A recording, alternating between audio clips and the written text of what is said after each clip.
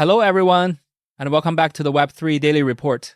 We're kicking off today's deep dive with a look at the crypto market. And honestly, the price action is giving me a bit of whiplash. The total digital asset market cap ticked up slightly over the last 24 hours, with Bitcoin breaking past that key resistance level of $112,000. But here's the kicker. This was not driven by healthy spot buying. We saw a massive $319 million worth of short positions get wiped out. A classic short squeeze. It's the derivatives market doing all the heavy lifting. Spot trading volume, on the other hand, actually dipped by 12% to 31%. So, the foundation for this rally is super shaky. Sentiment-wise, we're stuck at 51 on the fear and greed index, that awkward neutral zone. Everybody's on standby, especially with the Fed's FOMC meeting and the confirmed US-China trade talks, the Trump-Xi meeting looming this week.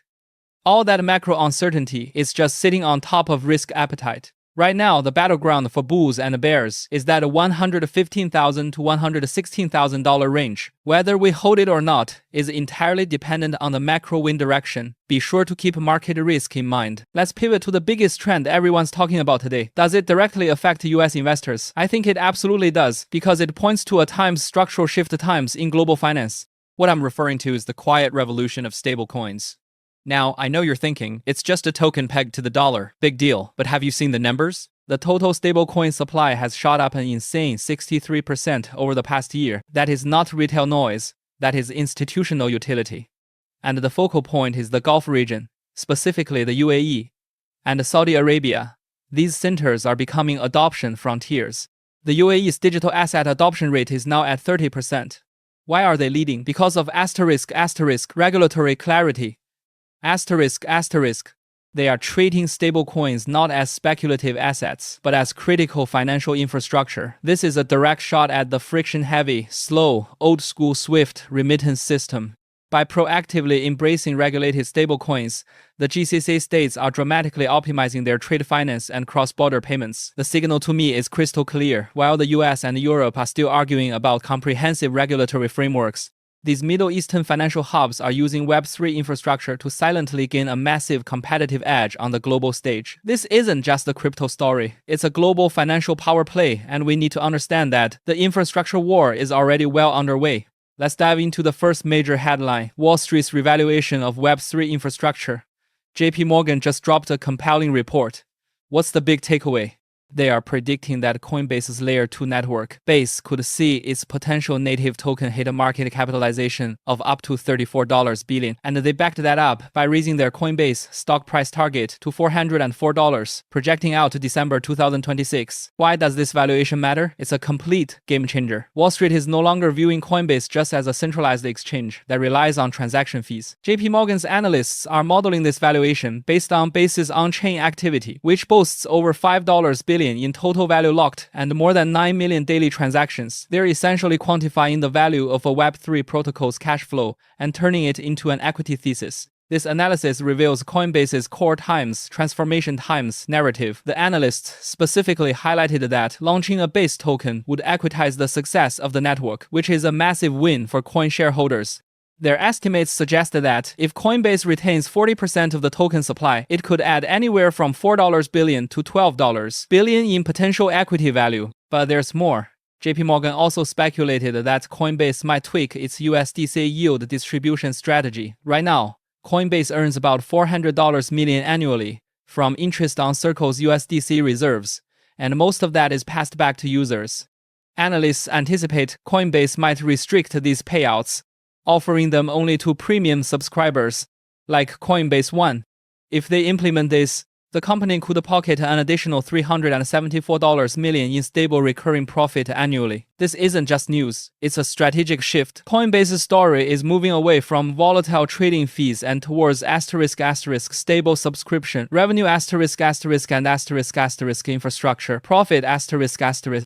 This solidifies its position as a major Web3 financial portal and marks the moment Wall Street truly starts to grasp the monetary value of Layer 2 solutions. L2s are no longer abstract tech concepts. They are now critical engines driving the future profitability of publicly traded companies. The second piece of major news focuses on the shift in US regulatory power. This has direct implications for US-listed crypto-related companies. Think Coinbase, MicroStrategy, and even some fintech players. Former President Trump has nominated Michael Selig to lead the Commodity Futures Trading Commission, the CFTC. The nomination was immediately met with enthusiasm from the crypto industry. Selig's background is fascinating. He currently serves as chief counsel for the SEC's Crypto Assets and Cyber Unit. He's an insider at the SEC, being nominated to lead the CFTC. Why the warm welcome? He's seen as a pragmatic and knowledgeable regulatory expert who also spent time at the CFTC between 2014 and 2015. The critical importance of this appointment is that it could be the key to resolving the long-standing asterisk jurisdictional turf war between the SEC and the CFTC. We all know they've been fighting over whether certain tokens are commodities or securities. The SEC often leans on enforcement by litigation, classifying many tokens as securities, while the CFTC oversees commodity derivatives like Bitcoin and Ethereum futures. If Selig takes the chair, his cross-agency experience should drive a more coordinated and clear approach to defining asset classes. The industry desperately needs clear rules and frameworks. Selig's pragmatism suggests he's more likely to prioritize establishing workable rules for managing risk rather than endless litigation, which long-term dramatically lowers regulatory uncertainty for U.S. investors. If the CFTC under Selig can quickly nail down regulatory authority over the spot trading of commodity status cryptocurrencies, it paves the way for a much broader array of regulated spot products. Think spot ETFs for other commodity-classed tokens. That's the real trigger for major institutional capital inflow. This appointment confirms crypto's central role on the high-level financial regulatory agenda and signals the Trump administration's strategic pivot from enforcement first to a rule-of-law approach in crypto oversight. For our third story, we're looking at a major milestone in institutional compliance. Crypto.com, a leading crypto platform, has officially filed an application for a national trust bank charter with the U.S. Office of the Comptroller of the Currency, the OCC. Why should U.S. investors pay attention? The OCC is an independent bureau within the Treasury Department that oversees all U.S. national banks. Securing this national trust bank charter means Crypto.com can operate as a federally regulated trust bank. This immediately elevates them to meet the highest standards for a qualified custodian, a non-negotiable requirement for institutional clients. This isn't a casual move. Crypto.com stated clearly that having this charter will position them as the custody service destination of choice. For digital asset treasuries, ETF issuers, and other corporate and institutional investors. The strategic signal here is unmistakable. The competition among major crypto firms has shifted from basic retail trading to providing comprehensive compliant infrastructure and deep services for institutional clients. This action aligns perfectly with a proposal currently being discussed by the Federal Reserve. The Fed is considering offering skinny master accounts to certain crypto banks. If Crypto.com secures the OCC charter, it potentially opens the door to accessing the Fed's payment system, even if limited. This would allow them to manage fiat settlement and reserves more efficiently, which is essential for reducing the systemic risk premium associated with institutions holding digital assets. As investors, we need to understand that this pursuit of a federal bank charter is an expensive and complex process. It effectively creates a high competitive barrier. For smaller players who can't or won't absorb stringent compliance costs. The takeaway is this: in mature Western markets, regulatory certainty and institutional-grade security are prioritized over pure decentralization narratives, by large pools of capital. This is an irreversible trend toward deep integration between crypto finance and TradFi. Let's move on to the fourth major story, which is a big liquidity alert straight from the blockchain. The on-chain analytics firm Glassnode just dropped a significant report showing that roughly 62,000 Bitcoin, worth nearly $7 billion at current prices, has flowed times of long-term holder wallets since mid-October. Why is this concerning? In on-chain analysis, a continuous rise in illiquid supply is traditionally a strong bullish signal, reflecting a firm hodl conviction. Now, with 62,000 BTC moving, those long-dormant coins are back in circulation. Glassnode's warning is stark. The drop in illiquid supply means there's potentially more selling pressure ready to hit the market. Without a massive external demand to soak up that supply, it's going to be extremely difficult for Bitcoin to hold on to its current momentum. What's even more intriguing is Who's doing the selling? The outflows are primarily from mid-sized wallets, holding between $10,000 and $1 million worth of BTC, not the whale wallets. This looks a lot like retail and intermediate investors, capitalizing on the recent squeeze-driven rally to take profits. Glassnode observed that momentum buyers have largely exited, while dip buyers failed to step in with enough demand to absorb that supply. Put simply, while derivatives traders are making noise, the spot market is critically short on demand. Although the report notes that whale wallets have increased their holdings, the outflow of 62,000 BTC is a loud wake-up call. It tells us that the current price bounce lacks a solid spot foundation. If macro catalysts like the FOMC or the Trump C meeting don't generate massive new external buying, this increased liquid supply will act as a major headwind for Bitcoin's price in the short term. Pay close attention to market risk here. Let's move to the fifth piece of news, and this is the one that most directly impacts your short-term trading view. It's an on-chain event.